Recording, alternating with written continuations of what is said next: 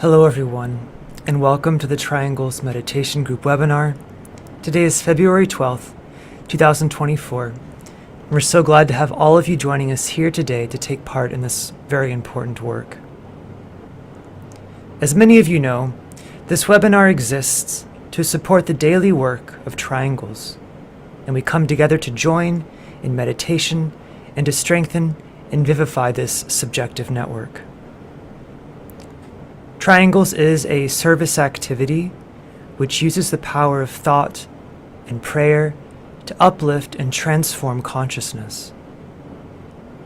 And the way it works is that 3 people agree to link in thought each day. They visualize their triangle and they sound the great invocation, a world prayer, circulating light and goodwill around the 3 points of their triangle and out into a network of triangles which surrounds the planet. The aim is to uplift human consciousness and to aid in the spiritual evolution of humanity and the planet. And so this webinar is an excellent way to support the daily practice of triangles, but it's also a good way to introduce family and friends to this work and the ideas and purposes which underlie it. Even though it's a very simple practice, it's not always so easy to explain this work in a way that communicates its simplicity and also its profound efficacy as a means of doing real good in the world. And so we invite you to invite anyone in your life who you think might be interested to join us here on the second Monday of each month for this webinar. And so this webinar also acts as a platform to aid in the forming of new triangles. I know many new triangles are formed on this webinar every month. And so if anyone is interested in forming a triangle, please put your name in the chat box, and I'm sure we can find 2 others to join you. And I see we've already had 1 person post here just before we started today. And so today we have a very special guest, William Meter, who's going to speak on triangles, service, and the new group. And so after our, today I'll share a few thoughts on invocation very briefly, and then we'll move into our reflective meditation on the great invocation.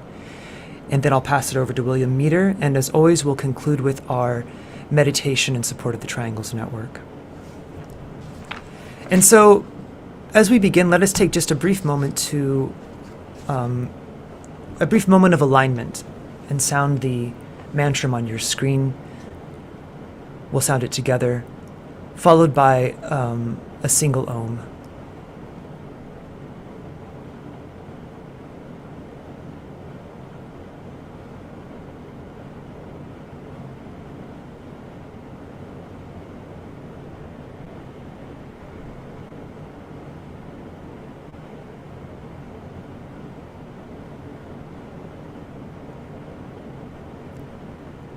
Radiance we are and power.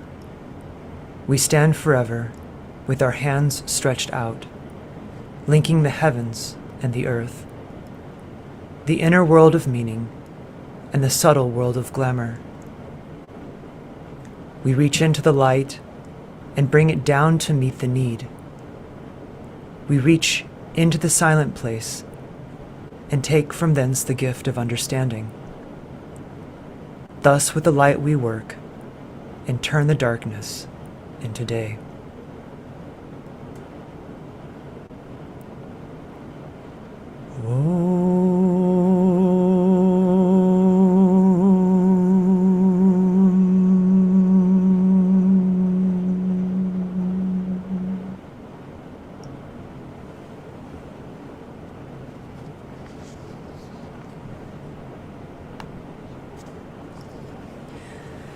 Triangles works in the realm of thought and consciousness, and it seeks to inspire human hearts and minds, and in this way to transform human thinking and relationships. And it is human thought and relationship which underlies the whole social structure of human civilization. The aim of triangles, therefore, is to facilitate the spiritualization of humanity, human living, and also all the kingdoms in nature, our entire planetary life. And so this work is definitely spiritual work, as it is in the realm of thought and consciousness. And it's therefore, because of the place in which it works, it is predicated on this idea that the manifested world is caused by, and therefore the direct result of, an inner and subtle realm. And so this is the basic philosophical position of the idealist school of thought. Plato was an idealist, which says basically that the material world is patterned on a non-material, archetypal, higher world of perfect forms or of consciousness, so to say.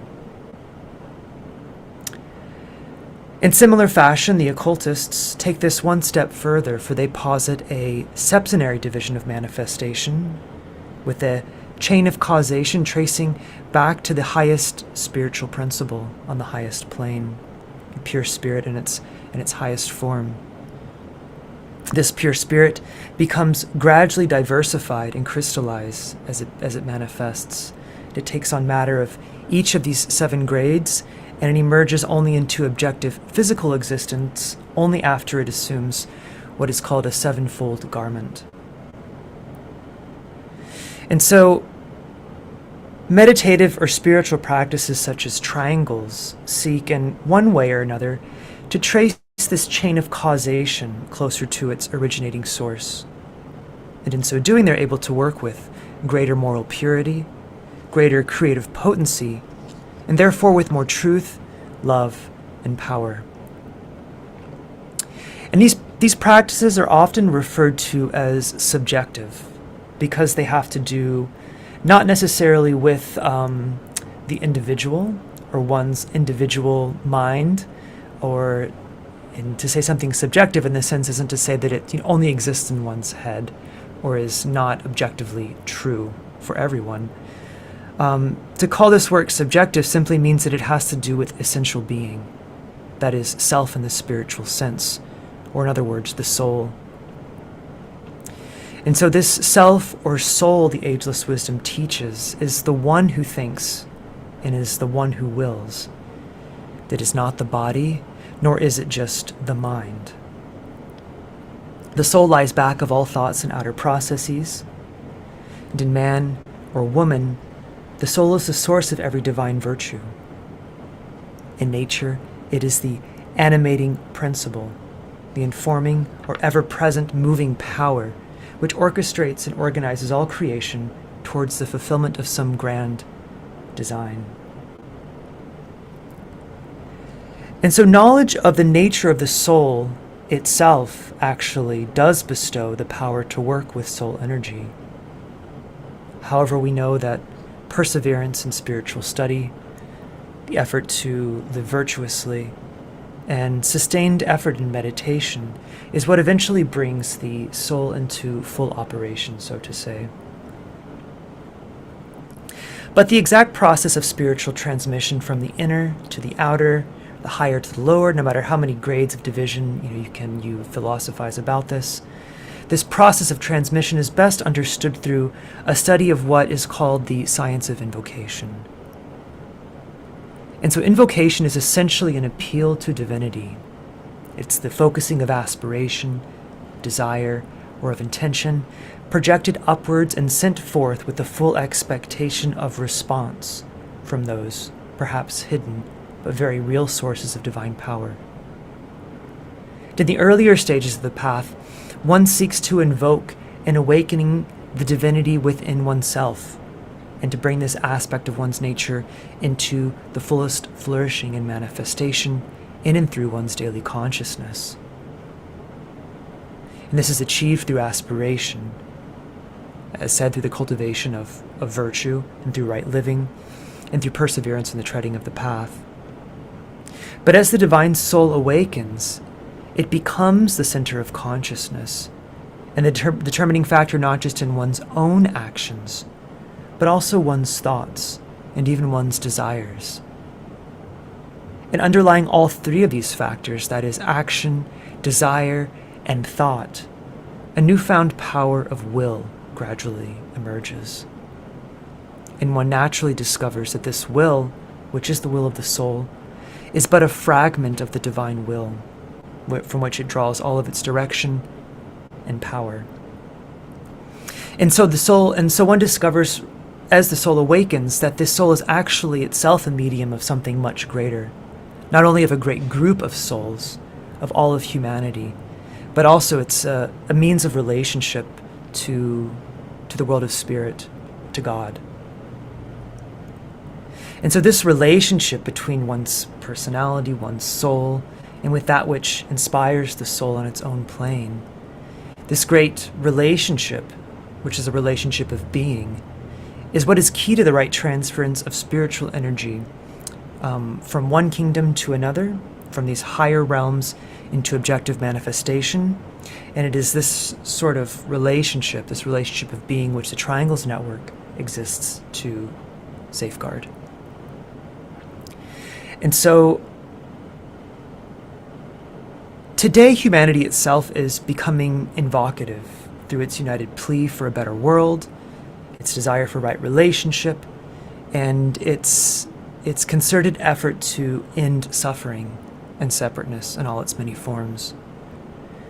And so just as in an individual, the focusing of this aspiration and desire, when it occurs by humanity, it does in time invoke a response.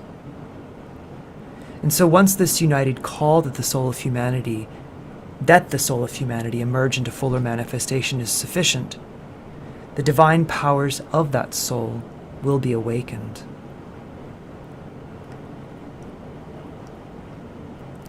And so the Great Invocation is an effective tool to focalize this aspiration and this will to serve and to create a rapport with those higher energies for which the soul itself is merely a vehicle. The Great Invocation is a translation of 7 ancient word forms. And so now as we move into our reflection on the Great Invocation, we can imagine that keep in mind that this special formula, these 7 ancient, which represents these 7 ancient word forms, which we are told possess a certain power of their own. We can keep in mind that this special formula is in many ways like a channel or tunnel. And so even though it may not be necessarily possessed of any power or any will of its own, when it's rightly used, it takes one's appeal directly to the heart and mind of the one in whom we live and move and have our being. And so it's therefore a very powerful agent in its own way when used rightly, with the right thought and focus and intention. And so now as we proceed into our reflection, let us just keep that in mind.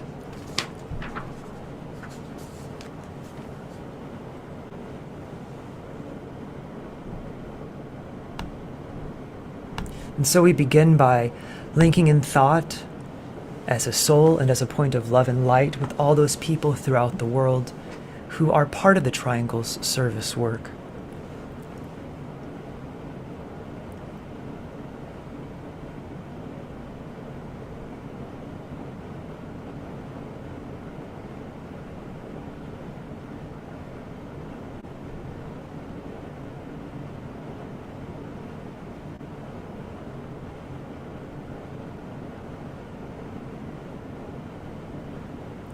And we visualize the world situation, and we see people everywhere glowing with a dim light, with here and there points of brighter light, where men and women of spiritual intention and of loving hearts are working for their fellow human being.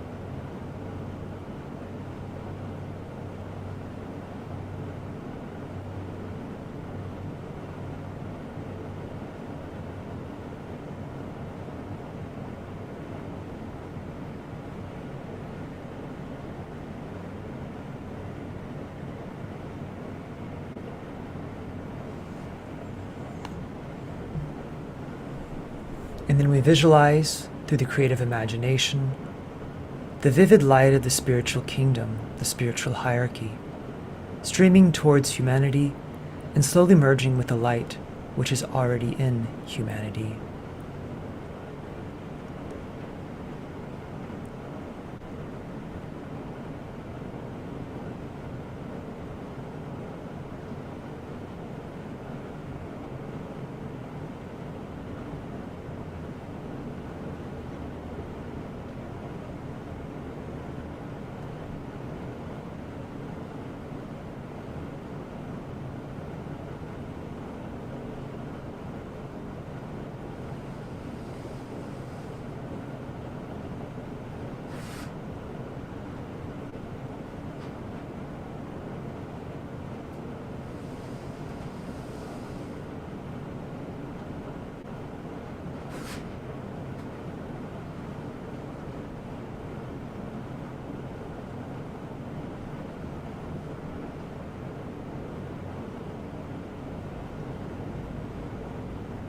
From the point of light within the mind of God, let light stream forth into human minds. Let light descend on earth.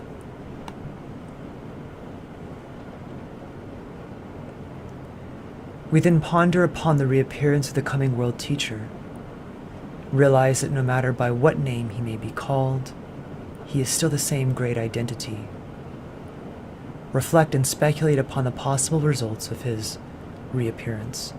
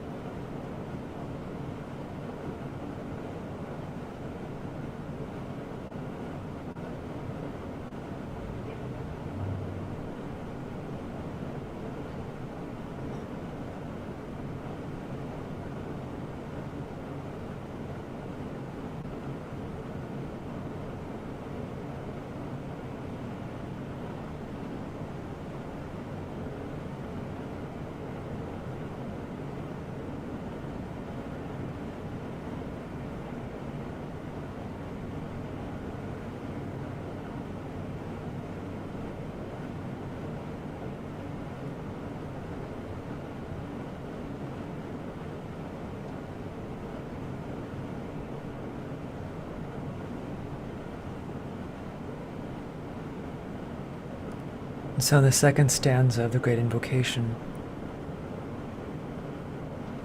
From the point of love within the heart of God, let love stream forth into human hearts. May the coming one return to earth.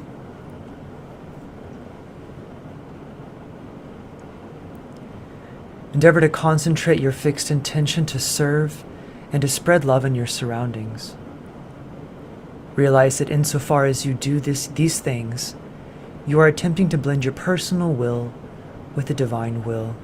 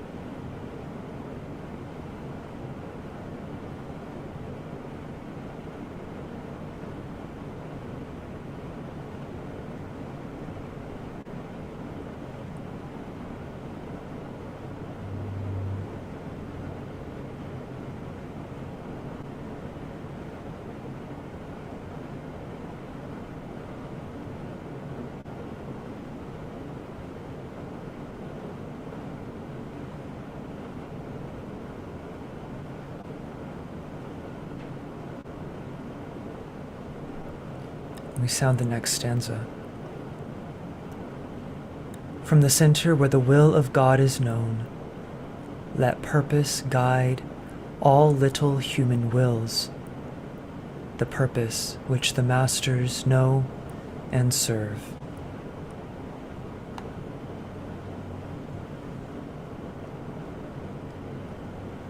We sound the Om, dedicating the threefold personality to the working out of the divine plan.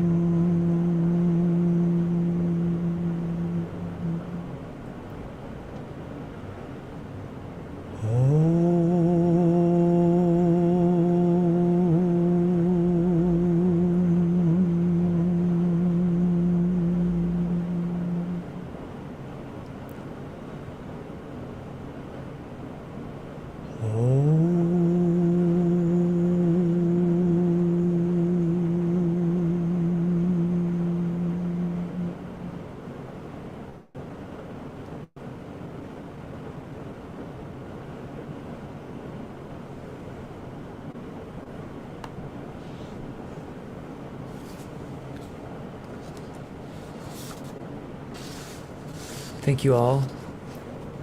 So now I'd like to invite William Meader, our guest today, to unmute your mic.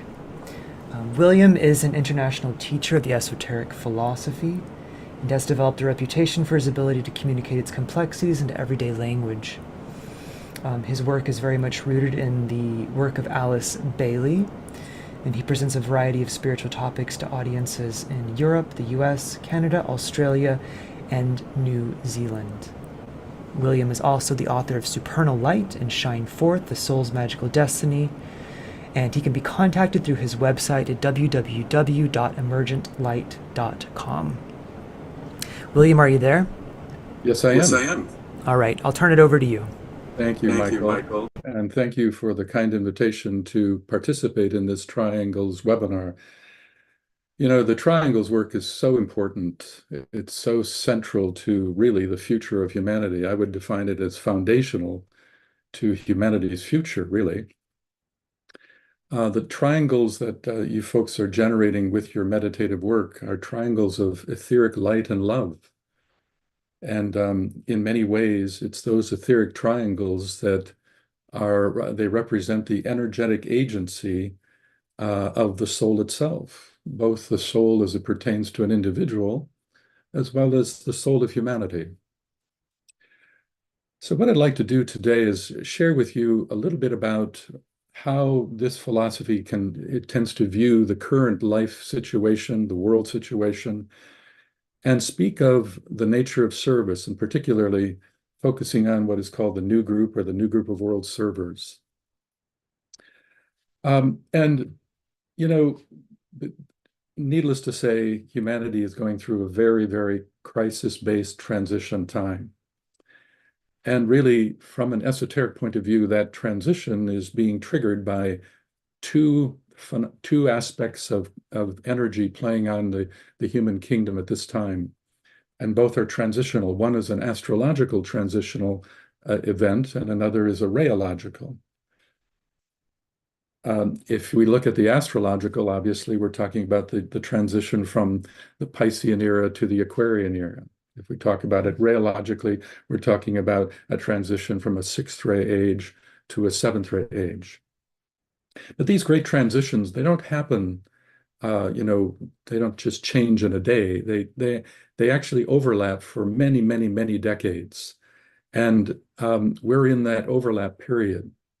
And as a result of that, the mental plane for humanity, you might say humanity's collective consciousness, is subtly being shaped by two forces that overlap each other. And those forces, either rheological or astrological, are creating more and more polarizations within humanity. And I'm sure as you look at the world today and see what's going on through the news and so forth, you realize how polarized we become. But the cause of that polarization is rooted in this phenomenal transitional time between old energy and new energies playing out through the human kingdom and the collective consciousness of humanity at the same time. And it's leading to what we call the period of the burning ground. Humanity currently is walking across the burning ground. It's a testing time to be sure that as we move into the future, we can prove ourselves, to be sure that we are ready for a new and dawning age. And one of the things that's so important about that movement through the burning ground is the work of the new group of world servers. And let me first define what I mean by the new group of world servers. In the esoteric literature, there's more than one definition, but I'm going to share with you what I think is sort of the broadest, most useful definition. It represents the sum total of all people on the planet today who have demonstrated some measure of awakening to their own soul, to a measure of awakening to their own higher promptings. And that from that realization is coming a growing urge that is felt within to live one's life in a way of service to the greater whole. Indeed, we are told that the soul is governed by many laws, and the third law is called the law of service. The soul wants to express itself through its wisdom and its love through the personality. It wants that to happen without the personality getting in the way, and that, by the way, is where the challenge is often found. And in so doing, it wants to make an uplifting contribution to something beyond itself. So the new group of world servers is those who have awakened to the soul and are feeling this increased pull, you might say, this increased urge to live life in service to others. The other thing that's a characteristic of the new group of world servers members is that they also recognize that the personality, their lower selves, need to be refined and transformed so that they become more, the personality becomes more an effective servant on behalf of the soul itself. And so the new group of world servers is really, really a central theme of this philosophy and how to understand the movement into a new and dawning age and the crisis that we're going through as a part of that process. I should also mention that the new group of world servers is sometimes called the forerunners or the forerunners of the light. And I have no doubt in my mind that many of you who are listening to this conversation or this talk are participating in the Triangle's work would be members of that new group as well. You see, most of the many people in the new group, and by the way, they're probably in their millions by now in incarnation, and most are unconscious of the fact that they're part of a group. And it's a group that is subjective. And I'm defining subjectivity as Michael did in his introduction. It's an inner group. It's a subjective group, not an objective group.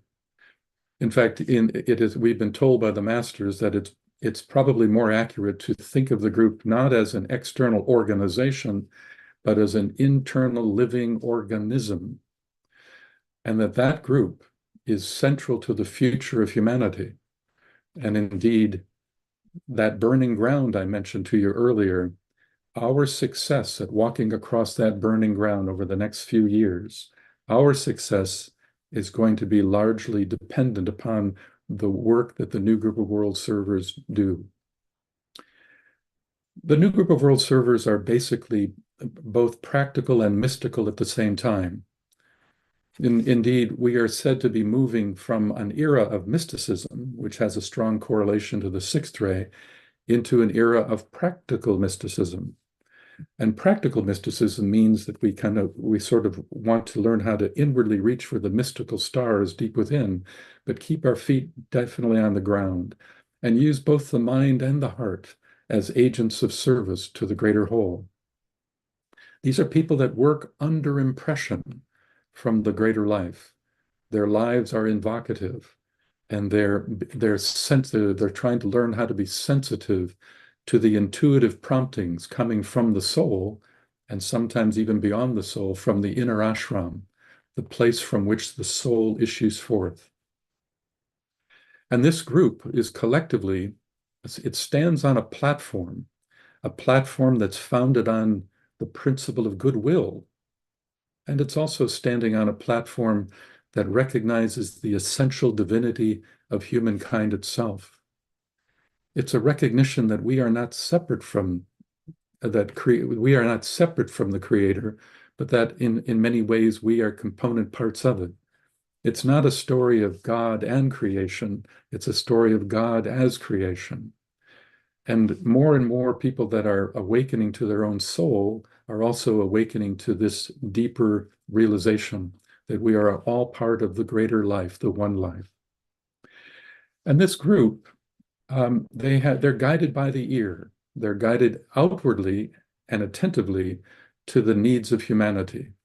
But they're also inwardly listening, inwardly receptive to the intuitive insights and the wisdom that is coming forth from the soul itself.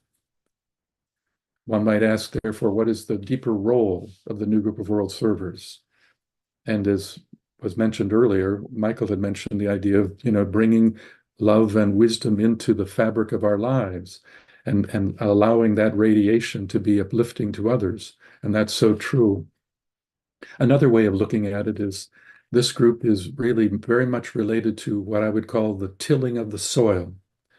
The tilling of the soil in preparation for the possibility of a new and dawning age in front of us, assuming we can cross this burning ground successfully. It's a tilling of the soil in preparation for the reappearance of the coming one, also called the Christ. And it's the tilling of the soil in preparation for humanity as it nudges closer to taking the first initiation, a monumental event that has never occurred in the history of humanity. And we are in the burning ground phase in front of that potential event.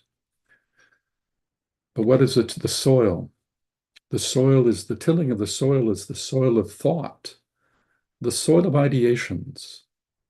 You see, it is long understood that in this philosophy that humanity evolves through its relationship to ideations. Throughout the vastness of time, people have had intuitive sense of things and build thought forms that manifest as progressive new ideas. And they take us forward and they enrich us in all the departments, the great departments of government, education, finance, the arts, science, religion. All of these are incredible categories of human consciousness. Each has its own soul, by the way, and each has its own lower self, and each is struggling to transform the lower on behalf of the higher, just like you and me, actually. And so there are members of the new group of world servers found on all of those categories. They are working behind the scenes often, but not always. And they are people that are trying to inject new and loving and wise ideas into the field of whatever the institution or the place in humanity where they find themselves, to make some sort of, to seed new ideas. In many ways, what I'm talking about here is the process of magic, the magical process. Every human soul, in a way, is destined to be a magician. That is to say, every human soul is destined to creatively bring wise and loving and progressive ideas into the field in support of human betterment. Magic has sometimes been called the art of thought form building. It's that mysterious and amazing process deep inside where we start to sense formless intuition coming from the soul and or beyond, and that process of how to build thought forms that represent that formless intuition, and then how to carry it out into the world in service to others. That's the great process that we're all slowly trying to cultivate. And how this relates to you and I is very important as we are involved in triangles work as well. Because you see, the work of triangles, in addition to everything that Michael shared with you, one of the things I'd like to also highlight is that the triangles effort is really trying to condition the etheric body of humanity itself. And just like you and I have an etheric body filled with various chakras, major and minor chakras, the same is true with all of humanity. And that just as you and I, as we try to become more aware of the soul and do the work of transforming our lower self, we are also slowly, very slowly, transforming the energy circulations that occur within our own personal chakra system. You see, it is said before we are on the path, before you wake up to the soul, an individual's etheric body, the flow of vitality, the that travels through it, that could be prana, or the flow of thought forms and emotional forms and intuitive forms that are trying to reach us and reach brain registration. It all has to go through the etheric body. And the soul, in order to register its wisdom within our minds, requires more and more triangulation of patterns within our own etheric body and less quaternary patterns. Before you're on the path, the entire etheric body works in cycles of four. In other words, energy moves through four major or minor chakras, and that facilitates the personality consciousness. But the soul's recognition requires triplicities rather than quaternaries. And so we are all trying to personally, slowly transform our etheric body from a fourness to a threeness. But here's what's important in our conversation today is that that's exactly, precisely what the triangles work that all of you are doing now is, but it's actually for that work, it's being applied to the etheric body of all of humanity. Slowly, all of the work that the triangles effort is doing is trying to slowly transform and create more triangulations of etheric patterns within the collective etheric body and fewer squares or quaternaries. And the result of that is, over time, that makes it possible for humanity at large to more and more start to register and recognize the deeper wisdom conveyed by the soul of humanity, and to recognize that fundamentally we are all truly one. It's a remarkable service that the Triangles effort is doing, and it's so essential. It provides, you might say, it provides an anchorage point for the thought forms of the disciples who are part of the new group, who are bringing forth new and progressive ideas, as well as it provides an access point for the soul of humanity to speak more directly to the personality of humanity and help in its transformation. So it's all very quite exciting and important. And I want to close with a final point on this, and that is that because of the crucial transitional period we are in, I'd like you all to know that the work you're doing is so vital. And in fact, this is your time. This is my time.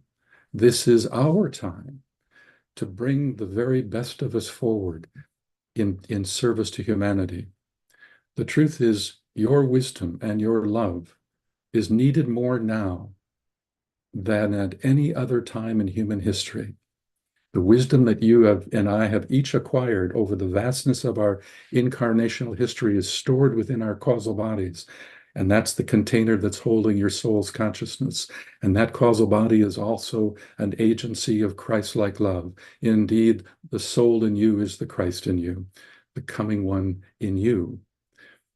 And I have no doubt, and this is a personal opinion here, I have no doubt that if we collectively continue to do the Triangles work and be effective, committed members of the new group of world servers, particularly as we continue through this transition period, I have no doubt that the ashram that you're from and the coming one, the Christ, will certainly look well upon us. Thank you for allowing me to share these thoughts with you today. Thank you so much, William. That was such wholesome and inspiring advice and words of great wisdom. Thank you. I thought the major impression from what you shared, and anybody who'd like to we have a few minutes now, anybody who'd like to share can raise their hand if they have either a question for William or a comment they'd like to make. But in reflecting on what you just shared, William, I think what was most striking to me was the profound importance of the new group for humanity at this difficult time in our planetary life. We have so many different types of relationships within humanity. We have friendships, we have, national relationships, we have professional relationships, we have religious relationships, familial relationships. But the new group of world servers is very much a relationship of being. And I liked what you said about the triangles network. The first thing you said was the I think something like the radiation of the triangles network is the souls of all of its members. That is the network. And so I think you could say the same for the new group as well. The radiation of the new group is the sum total of the soul contact of those relationships of being coming through the soul of each person. So thank you. You're very welcome. I'm just scrolling through the chat here. I'll send you the chat afterward, William. There's like a lot of, thank you and a lot of gratitude. I won't read those out loud. I did have a question for you, William. Actually, perhaps you could just address that while we're waiting for some other people to chime in and collect their thoughts. As you know, on the spiritual path, it's often difficult for people to, as they're sort of awakening to the idea of this of a spiritual path and to what that means and to what it means to really serve subjectively, and oftentimes there's a reorientation of the outer life around that. And so I was wondering if, in light of what you've shared with us today, what advice you would have for someone who is maybe struggling to find what their field of service is. They're struggling to unite the subjective and objective aspects of their outer life in service. What advice could you offer? Okay, that's a great question, Michael. It gets to the very question of what is soul purpose and how do we recognize it within the fabric of our inner life. Mm-hmm. And there are many variables that contribute to it. We can understand soul purpose as it pertains to an astrological consideration and your astrological makeup. You can look at it also from a rheological perspective. But one of the simplest things that I often think about, and it's given to us, I believe it was Master Moria that once said this. He was Master Moria, who's the head of the first ray ashram, was once asked, how do you know, and I'm paraphrasing, please understand, but something to the effect of, how do you know when how do you know what the soul's purpose is at any given time of one's life? And his answer was quite profound. He said that one of the clues is to look at the trend of your thinking. Look at the trend of your thinking in your higher moments. When you're looking at the life and the world and what it needs, and when your mind continually and thematically continues to go back to over and over and over again, because in the middle of that trend of lofty thought and interest is a golden thread, and that's it. In other words, when I say trend of thought, I don't mean your day-to-day thinking. I mean when you really look at what impassions your mind with interest, as well as its application to a world in need. Always remember that the causal body, the soul itself, is found on the higher mental plane. So it has a tendency to launch trends of lofty thought. So, ask yourself, what do you like to think about? I'm often reminded of the work of Joseph Campbell, the great mythologist, who once said, and I think he kind of made this phrase popular. He said, follow your bliss. You've probably all heard that, follow your bliss. As an esotericist, I would restate that and say it this way: follow the trend of your thinking that gives rise to bliss. So really, and some of that will have a bearing on what your rheology is. Some of that trend of interest will have a relationship to your astrological makeup in this incarnation.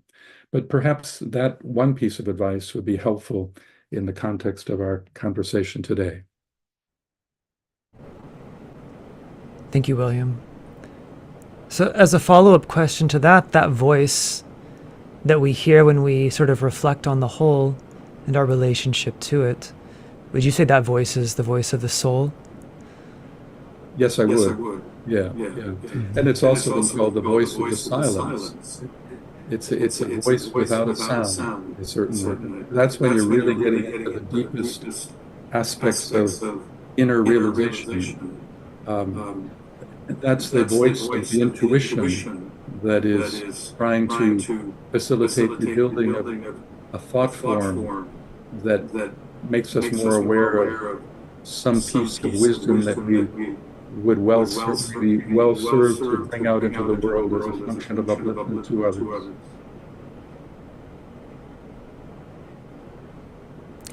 Thank you, William. Just because I know sometimes people, when they start meditating, there's such a sense of profound futility because they feel they can't contact the soul.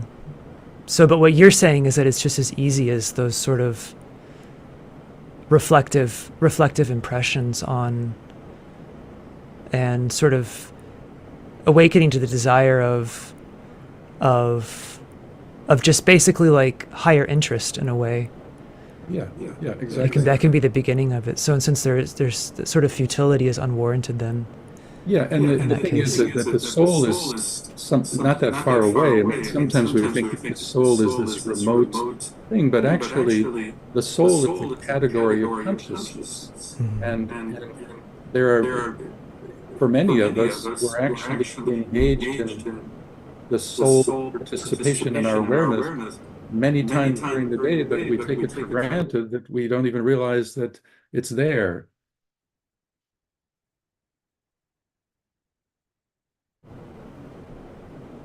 I see that we're getting some notes here about garbled sound. Yeah, sorry, I have to mute myself when you talk, I guess, or it gets some echoed feedback. And unfortunately, my mouse keeps disappearing, so I can't find the thing. But I hate to distract from that excellent response. So, yeah, I just want to just to cap that off. I mean, I think what's so significant in what you're saying is that, just like we have the Christ who, even though he was, in the Gospels, we read that he ascended into heaven, etc., and yet he never left us and is with us even until the end of the age. So you could say perhaps in the same way the soul is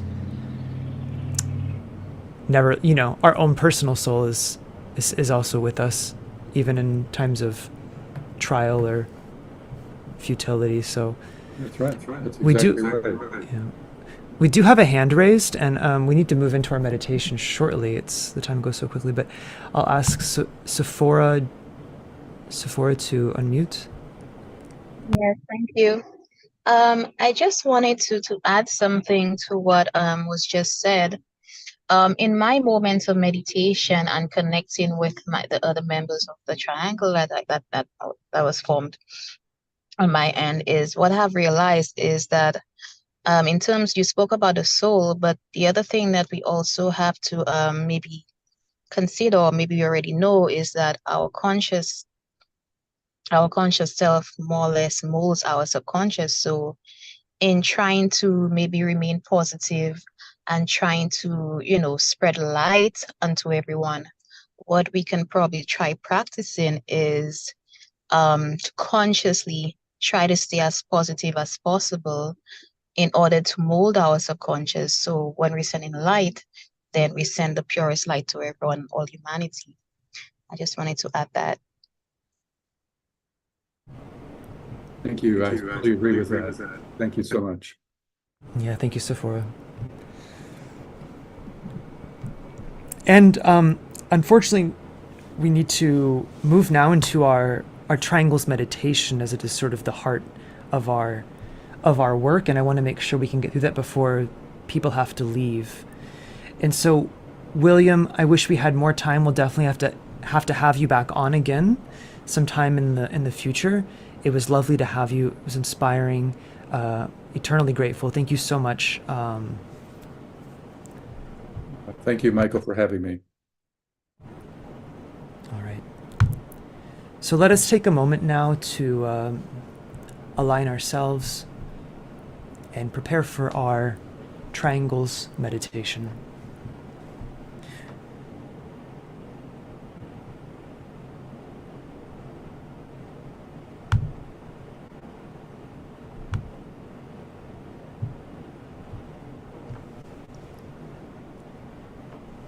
So we begin by coming together as a group, unity on the mental plane.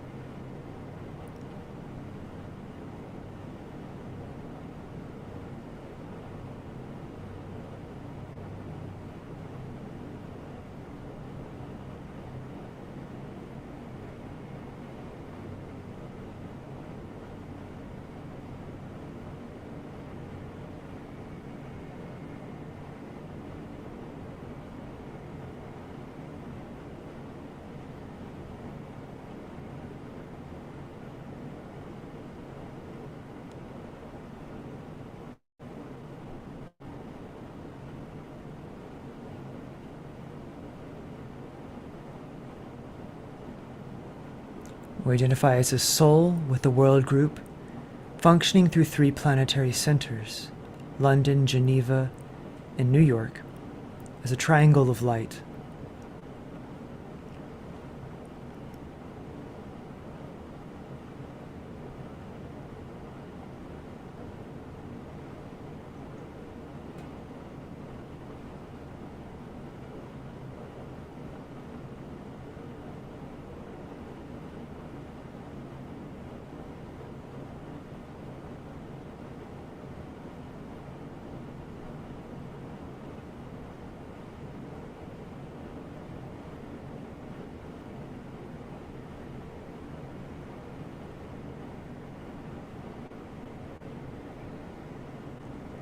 And we extend identification through the soul to the new group of world servers, to the hierarchy and to the Christ, to the transcendent point of synthesis at the center of every triangle, and to the triangle of energies standing behind the Christ.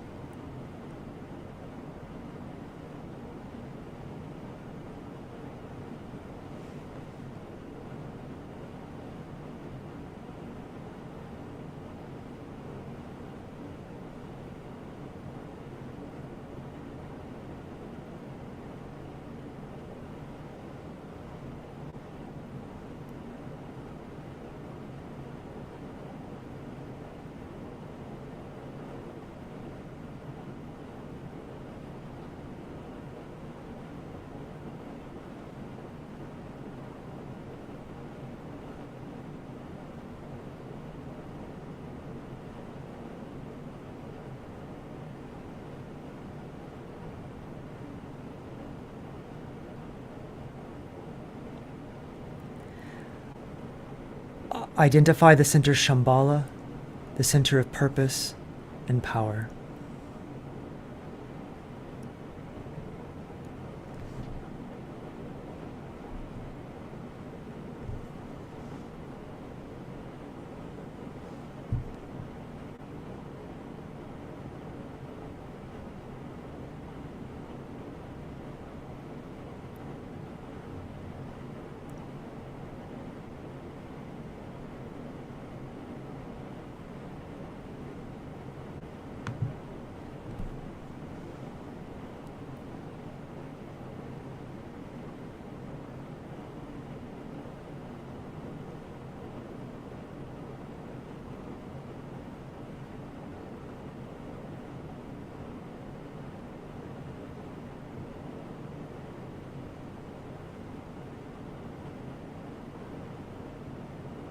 We recognize the synthesis of 3 streams of cosmic energy within Shambhala, where the will of God is known,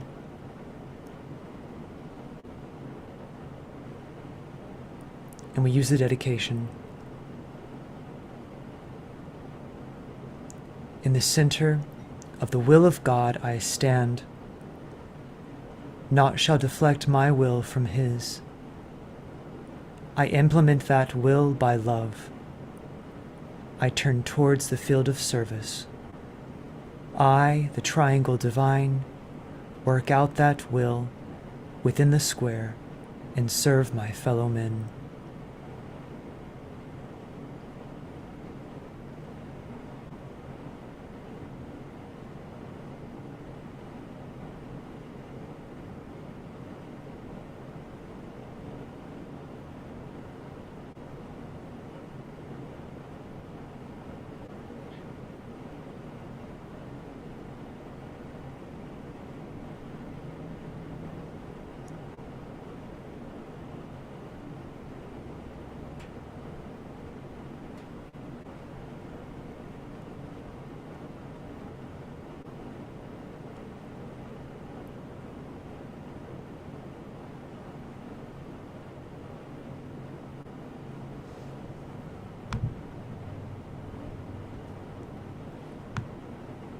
Next, visualize a network of lighted triangles underlying the entire outer world of physical life and events. And we see this network linking all triangles' units and relating all points of light throughout the world. We see it relating the world of spiritual realities, the hierarchy, to the world of experience, humanity. And we see it transforming the planetary etheric vehicle from a network of squares to a network of triangles, circulating the energies of the soul and the triad: will, love, light.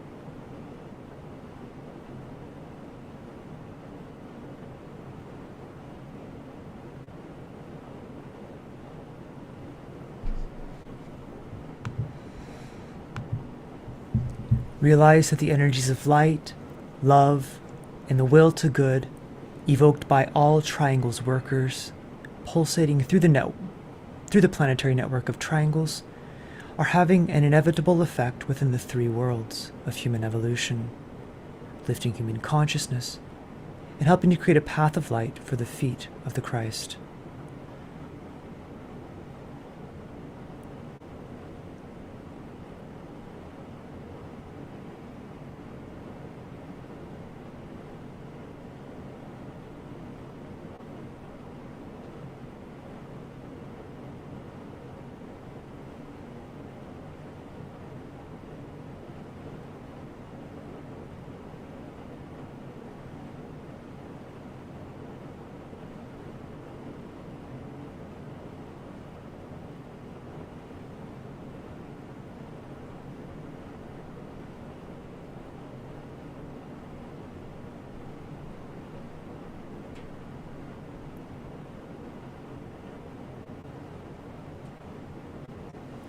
Reflect on the purpose, function, and right development of the Triangles Network as a hierarchical activity.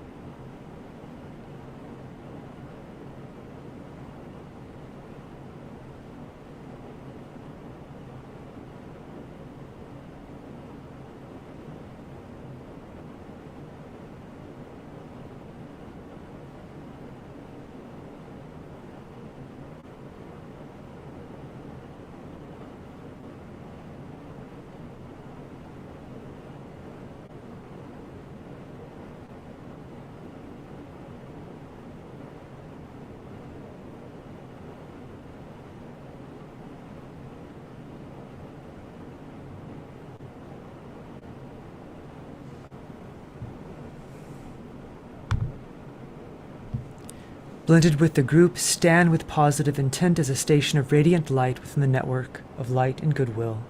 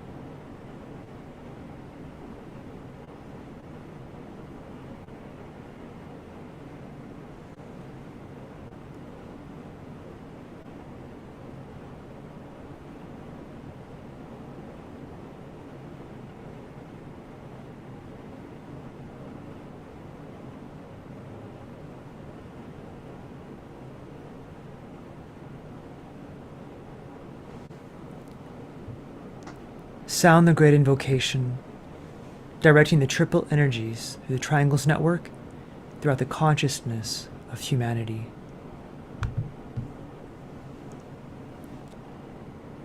From the point of light within the mind of God, let light stream forth into human minds. Let light descend on earth. From the point of love within the heart of God, let love stream forth into human hearts. May the coming one return to earth. From the center, where the will of God is known, let purpose guide the little wills, little human wills, the purpose which the masters know and serve.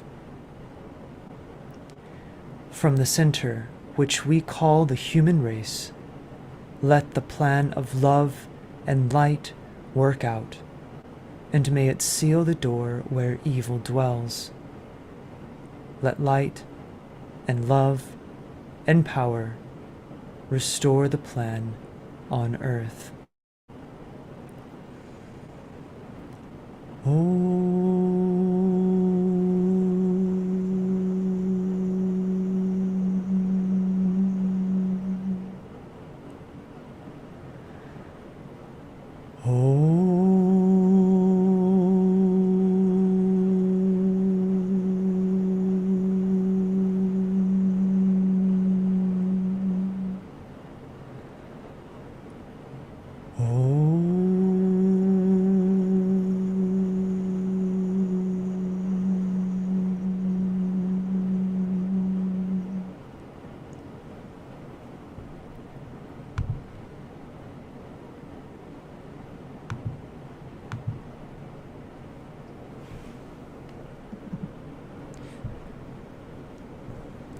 Thank you, everyone, for your participation and for staying. We've gone a few minutes over.